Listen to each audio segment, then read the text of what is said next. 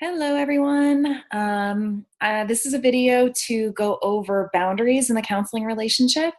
Um, I am going to share my screen.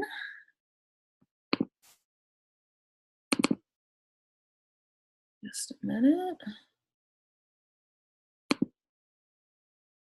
Okay. So we're going to talk a little bit about boundaries in the counseling relationship for our ethics class, week 7, chapter 7. Boundaries are really important because the counseling relationship is unlike any other type of relationship, and it is that way for many reasons. So let's jump right in. Why are boundaries important? They protect client welfare, they help you maintain objectivity, and it respects the nature of the counseling relationship, and you can protect yourself from possible claims of misconduct. So we want to make sure that we're serving our clients in the best way possible. The reason they come to us as a counselor is because they want an objective person who's trained to help them through a hard time. They didn't come to their friend or family member for a reason, because they want a different type of relationship. If we become friends with our clients, we sort of start to lose our objectivity. And as just mentioned, objectivity is part of what is so important about the counseling relationship, because we can be outsiders looking at a situation through the lens of our training and through the lens of the relationship, but without being confused by our own needs and wants and desires, and also, without as many biases as maybe you would have with a friend or a relative. So let's talk about sexual relationships. Sexual relationships are not allowed in the counseling relationship for a variety of reasons. People come to us in their most vulnerable state, and the last thing they need is the confusion of a sexual relationship. It may touch on all their fears, their insecurities. They may be coming to you about sexual issues or relationship issues, and they definitely can't get the help that they need if they're engaging in a sexual relationship with you. It's an abuse of power, and it's against the law in the state of Texas. So let's look at the Texas Administrative Code, Title 22, Examining Boards, Part 30, Texas State Board of Examiners of Professional Counselors, Chapter 681, Professional Counselors, Subchapter C, Code of Ethics. Actually, I already... Okay.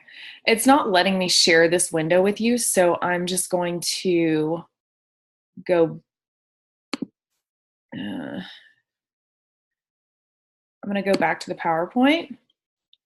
But what I will... Actually, I need to be able to look at it. Okay. I'm going to just kind of read from it. So, as a licensed professional counselor or counselor intern, sexual contact means deviant sexual intercourse as defined by the Texas Penal Code 21.01, sexual contact as defined by the Penal Code, sexual intercourse as defined by the Penal Code, or requests or offers by the licensee for conduct described by subparagraph A, B, or C of this paragraph. So sexual exploitation means a pattern, practice, or scheme of conduct that may include sexual contact that can be reasonably be construed as being for the purpose of sexual arousal or gratification, or sexual abuse of any person. The term does not include obtaining information about a client's sexual history within standard accepted practice while treating a sexual relationship or relationship dysfunction. So you can talk about sex, you can talk about relationships, you can talk about things that are relevant to the counseling relationship, as long as you're not slipping into inappropriate territory of asking about sexual fantasies that are not related to the issue at hand. So let's also talk about therapeutic deception. Therapeutic deception means a representation by a licensee that sexual contact with or sexual exploitation by the licensee is consistent with or a part of a client's or former client's counseling. So that's like saying, I'm going to need you to talk about these certain things so that we can get to the bottom of it or help you with something, when really it's for the gratification of the counselor and it's really exploitative or inappropriate. A licensee shall not engage in sexual contact with or exploitation of a person who is a client. An LPC intern supervised by the licensee. So no sleeping with your supervisor either. It's against the law. The rules are a little more lax about when the supervisee, ends that type of a relationship. So once they become licensed, that might be a little different. There shouldn't be a student. So, and also student of a licensee at an educational institution at which the licensee provides professional or educational services. So, it is against the rules for an LPC to sleep with their students either.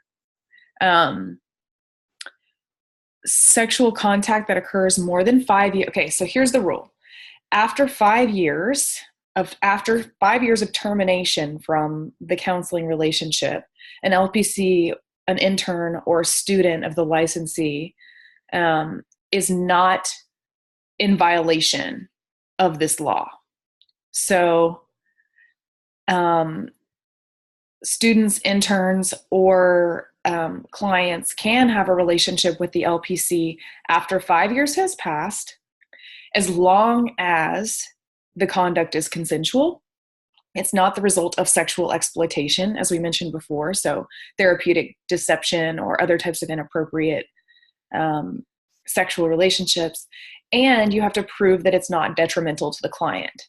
So the licensee must demonstrate that there has been no exploitation in light of all relevant factors, including but not limited to the amount of time that has passed since therapy terminated, which the law states should be 5 years, the nature and duration of the therapy, the circumstances of termination, the client's personal history, the client's current mental status, and the likelihood of adverse impact on the client and others, and any statements or actions made by the therapist during the course of therapy suggesting or inviting the possibility of a post-termination sexual or romantic relationship with the client. A licensee shall not practice therapeutic deception of a person who is a client. It is not a defense under subsections B and C of this section if the sexual contact, sexual exploitation, or therapeutic deception with the person occurred with the consent of the client, outside of the professional counseling sessions, or off the premises regularly used by the licensee. The following may constitute sexual exploitation if done for the purpose of sexual arousal or gratification or sexual abuse of any person. So, any type of sexual harassment, sexual solicitation, physical advances, or verbal or nonverbal conduct that is sexual in nature and is offensive or creates a hostile environment, and the licensee knows or is told of this, or if sufficiently severe or intends to be abusive to a reasonable person in the context.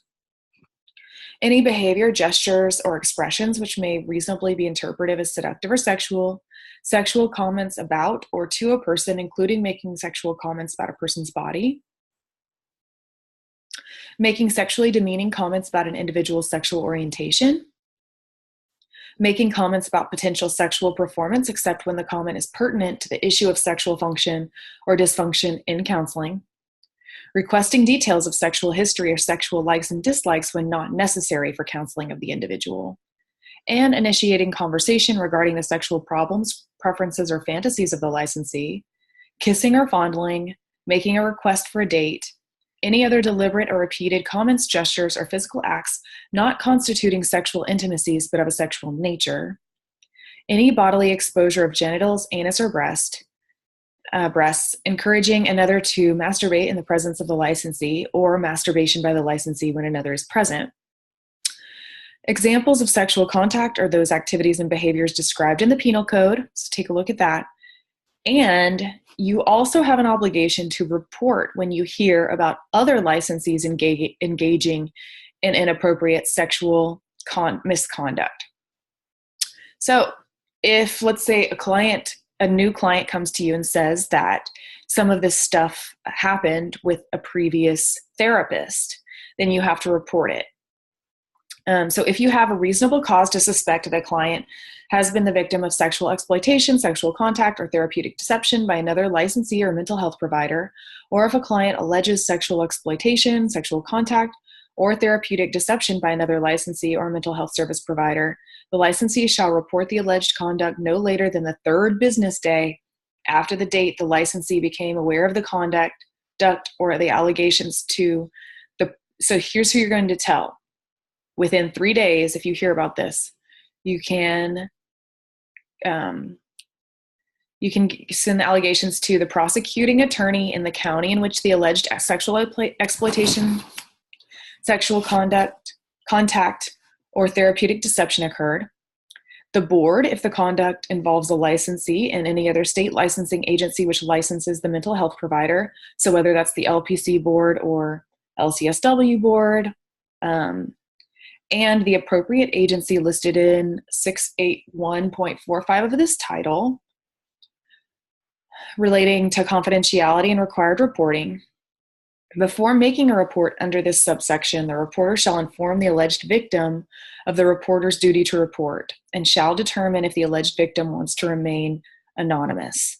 So, of course, we're going to use good informed consent practices and let the person know that this is something we have to report, but that they can do it anonymously if they choose.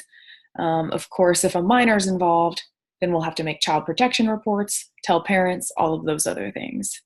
A report under this subsection need contain only the information needed to identify the reporter, identify the alleged victim unless the alleged victim has requested anonymity, express suspicion that sexual exploitation, sexual contact, or therapeutic deception occurred, and provide the name of the alleged perpetrator. Okay, so that is the law, the Texas Administrative Code. So please follow it in the state of Texas, of course, that is important. So I'm going to go back to my PowerPoint here. So we all know where we stand on sexual relationships. They cannot occur in the counseling relationship unless 5 years has passed and you've proven that this is not exploitative or harmful to the client in any way.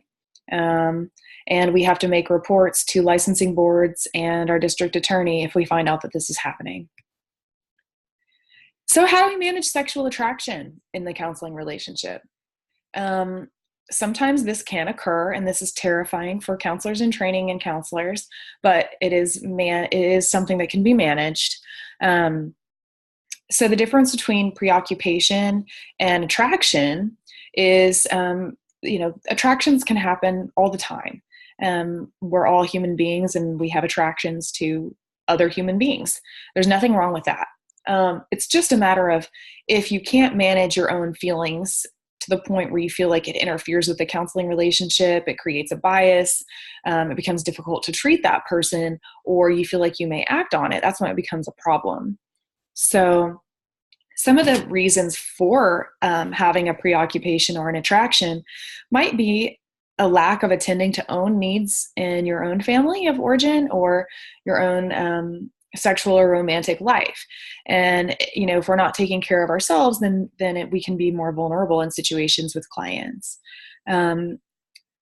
We can learn to recognize feelings and act accordingly, and we can seek supervision. If we're in a situation where a client maybe crosses that boundary or, invites us out on a date or makes a sexual innuendo or a sexual pass, then you can set boundaries and just say, remember our relationship is a professional one, and while you can express warmth and empathy and say, while I enjoy our time together, we can't have that kind of a relationship. If feelings can't be resolved or there's concern about actually acting on the feelings, then you would need to refer the client. And understand that even disclosing those types of feelings can harm a client. So particularly if a client comes to you because they're sexually or romantically vulnerable or traumatized, it is not appropriate to tell them that you're having feelings like that. It's not really appropriate to tell them at all. But if It's really important to understand that you are in a power position. People come to you when they're feeling vulnerable, when they feel like they have nowhere else to turn, and they look to you as an expert. If you're disclosing those types of feelings to a client, it can be really hurtful to the client. It can bring up feelings. Okay, these are the consequences of acting on those feelings for the clients. So, clients who are victims of sexual misconduct can suffer dire consequences like distrust of the opposite sex, distrust of therapists and the therapeutic process. They can experience guilt, depression, or anger, even PTSD, feelings of rejection and low self-esteem, and suicidal ideation. So, as I mentioned before, in a traumatic situation, this could reinforce all the feelings that they might have had based on a romantic or sexual trauma. Also, if those feelings were acted on and then the romantic relationship went south, they felt rejected by the therapist, this could be extremely painful and produce all those negative feelings. And it really does break the trust because it's an inappropriate relationship to begin with. And then if something goes wrong, it just adds to feelings of rejection and low self-esteem. It can even lead to suicidal ideation. So if we're following our ethical principles, then, obviously one of the first ones is do no harm. And you will be doing harm if you act on these feelings in the sexual relationship, in the counseling relationship. Now, are there things that happen in life? Do people fall in love? Yes, of course people fall in love, but it's not appropriate to fall in love with your client.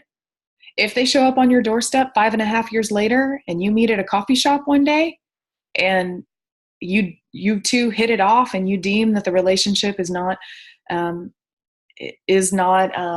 harmful to them, then you may want to consider going down that road. But know that even then you might have some issues with a licensing board because you have, as mentioned in the law previously, you have to prove that this is not a harmful relationship.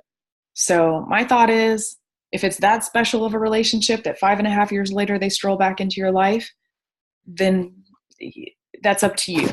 But in general, just stay away from it. Consequences for clinicians include being the target of a lawsuit, being convicted of a felony, possibly, depending on the intensity of the indiscretion, or consensuality, or age, of course, of the client, having a license revoked or suspended by state, being expelled from professional organizations, losing insurance coverage, and losing your job. So basically everything you've worked for in your career could go away if you have a sexual relationship with a client. All right, so moving on from sexual relationships, so we've talked at length about how those could be harmful and the boundaries within which that could even be possibly entertained. Let's talk a little bit about friendship and boundary crossings in the counseling relationship with friends. So why can't I be a counselor to my friends? Now that you're getting this degree, you may have probably already started having the situation where your friends are saying, can you help me with this? Can you help me with that? What's your advice? And we can, and it's important that we set boundaries with our friends and also with clients to let them know that we can't be their counselor. And the reason you can't be their counselor is because it's hard to be objective with your friends. With your friends, it's a mutual relationship. I think that's what the difference is in all of these scenarios, is that a counseling relationship is by and large very one-sided. The client may learn about you, and you are in a reciprocal relationship, but the relationship is focused on them. So they're sharing all of these vulnerable things with you, and you're sharing very little about yourself. You're reflecting their feelings, and that's the appropriate way that the relationship is structured. So you, just by nature of that, you're in a position of power because you're not being overly vulnerable with someone. You're not sharing your insecurities and desires and frustrations and fears that we all have as human beings. You're sharing those things with your friends, with your family, with your therapist. And So it's not an equal one. It's a one-sided relationship that's not equal. So when the counselor's needs get wrapped up with the client, the counselor loses objectivity. And with your friends, you're depending on your friends for that reciprocal type of relationship that goes back and forth. You're depending on them to provide, to meet your needs socially. So therefore, it may become harder to challenge clients because you want to please them, you want to fit in, you need your social circle. And the boundaries of the relationship erodes and it becomes difficult to help. You may also become overly biased because you can see their side, or you empathize with their side so thoroughly that you start to not be able to see maybe how they are contributing to their own problems. So yeah, that's why we have a counselor that we can go see, because they are objective, they are separate. And so we need to be careful to not engage in that role with our friends for that very reason. And why can't I become friends with my clients? So before we were talking about why we can't be a counselor to our friends that are already in our life. And now we're talking about why we can't become friends with our clients that are in our lives. So if we were to take our client counseling relationship and bring that into our personal world. And again, it's because of the power differential. So they may think highly of you. They may value your opinions, and therefore they can become overly dependent, and then they can feel overly upset or betrayed if maybe you became their friend and in the friend role gave them some advice that maybe didn't work out for them. And also, once you bring your client into your friend world, you can't then be their counselor. So they might later need you more as a counselor than as a friend. So you may be doing them a disservice because you've taken away the counseling relationship when they need that and replaced it with a friendship that may be helpful but not as important as the counseling relationship. Let's talk about boundary crossings in multiple relationships. So we set up boundaries in our relationships with our counseling clients to protect their rights on a lot of levels. And we avoid crossing those boundaries to protect clients from the power differential that occurs in the counseling relationship. Some focus on the problems that come from these relationships, and others see it as a common occurrence that's almost an avoidable part of life, depending on your location. So obviously, this is going to be an issue in smaller towns. For example, attending the same church as a client, or running in similar social circles, or maybe being on the same city council, or all sorts of involvement in the community in a variety of ways. And in those situations, you can't run and hide, but you can minimize the damage or the impact. So let's talk about a boundary crossing versus a boundary violation. So a client may ask you for a therapeutic reason to attend a funeral or attend a graduation. And sometimes, depending on the situation, that's okay, that's appropriate. It's a way to show support. But you would come up with a plan with the client. Maybe you sit in the back of the church. You let them know that you'll be there, but that you won't be coming up to them to talk to them, to protect their confidentiality, et cetera, et cetera. And then that might be a show of support that they appreciate. So there's a difference between planning something like that. There's also situations in the community. What if you run into your client in the grocery store? Well, that's part of informed consent. You can talk with your client before it even happens and say, as a part of our professional relationship, if I see you in the community, I will not come up to you and say hello. But please know I'm not doing that to be rude. It's just the way it is.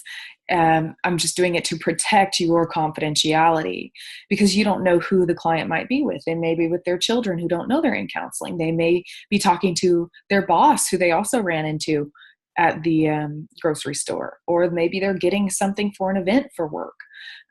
So you want to protect their confidentiality even if you see them out in the community. That being said, you can give them the options. So if you say, I won't come up to you, but if you see me and you say hello, I will say hello back. You can structure that how you want with a client, but you want to maybe plan for those things in advance. That's how you manage boundary crossings in a way that's ethical and not harmful to the client. versus spending more and more time with the client outside of counseling, becoming friends, and maybe even developing romantic feelings. So enough boundary crossings can turn into a boundary violation if you don't have solid boundaries in your relationship or an awareness of how you're behaving within those boundaries. So ways you can minimize risk and set boundaries. We talked about this last slide about creating structure from the beginning through informed consent and planning for boundary crossings, reminding clients if necessary, oh, I know that you want me to come to your basketball game, but remember, I want to protect your confidentiality and I want to protect our relationship as it stands here. So me attending that event might not be the most appropriate. Or reminding them, I noticed that you tried to Facebook friend me last week, but unfortunately, I do not friend any of my clients because I want to protect the relationship that we have in the counseling setting. And if you're unsure, consult. What about unavoidable multiple relationships? We talked earlier about how sometimes in small towns, these multiple roles and relationships happen. So let's say you are teaching Sunday school at church and the client's child is involved, or you are a part-time volunteer librarian and you see your clients at the library. Sometimes these roles overlap in communities. And so what you're going to do is just the best you can. You're not going to be rude. You're not going to isolate yourself from your community. You're just going to consult and document to minimize the risk. Be aware of yourself, and be careful not to cross those boundaries. Ask yourself about your interactions after they happen. You could journal and document. Those are important things to do, and refer if necessary and possible. But sometimes it's not possible to refer a client. Let's say there's a multiple role and you're feeling uncomfortable with it because you see them every week somewhere. If you refer, if it's a small enough town to have that kind of crossover, it's probably a small enough town that there aren't very many counselors. So if you don't have anyone to refer to, it's unethical to end the counseling relationship because they may not have anyone else to go to. So please keep that in mind as well. And do the best you can. So, we talked about this in a small town. Sometimes boundary crossings are unavoidable, and isolating yourself from your community isn't good for business, the health of yourself, or the community. And when you manage multiple relationships, do so as previously mentioned. Let's talk about bartering. Bartering is in the Code of Ethics. And it was brought up in this chapter, but to me, bartering is just a no. Come on, guys. It's 2018, not 1912. There really is no need to barter. But if you absolutely have to, let's say you're doing service work somewhere very far away in a small rural area where bartering is common practice. Okay, so be it. If you have to, goods are better than services to avoid exploitation, and a mediator outside the relationship should help when necessary. You're going to outline the terms of the bartering in writing, and when you need to, document and consult. So the ACA code states that counselors may barter if the bartering does not result in exploitation or harm, if the client requests it, and if such arrangements are an accepted practice among professionals in the community. But of course, we know that this is not an accepted practice among professionals in our communities. So we also want to consider the cultural implications of bartering and discuss relevant concerns with clients and document such agreements in a clear written contract. Let's talk about accepting gifts. Sometimes gifts happen in the counseling relationship, and there's nothing wrong with that as long as we're aware of our boundaries when accepting gifts. So when you're thinking about accepting a gift from a client, you need to ask yourself, when in the therapy process is the offering of a gift occurring? What are my motivations for accepting or rejecting a gift? And what are the cultural implications of the offering? A good rule of thumb that I've heard in the past is it has to be a low-cost gift.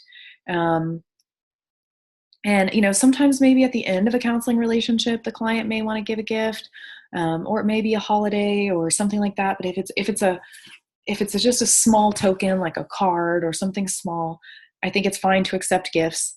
But we just want to be mindful about not accepting expensive gifts that could distort or make the relationship inappropriate. We want to be mindful that we're never exploiting the client, and we want to make sure that we're not rejecting gifts that might be a part of a cultural offering, because that could be offensive to the client and the culture from which they originate. So counselors understand that this is the ACA code, A10F. Counselors understand the challenges of accepting gifts from clients and recognize that in some cultures, small gifts are a token of respect and gratitude. When determining whether or not to accept a gift from clients, counselors take into account the therapeutic relationship, the monetary value of the gift, the client's motivation for giving the gift, and the counselor's motivation for wanting to accept or decline the gift. And that's all I have for you today. If you have any questions, as always, reach out to me. I'm here if you need me. I hope this was helpful, and I hope you have a great day. Bye.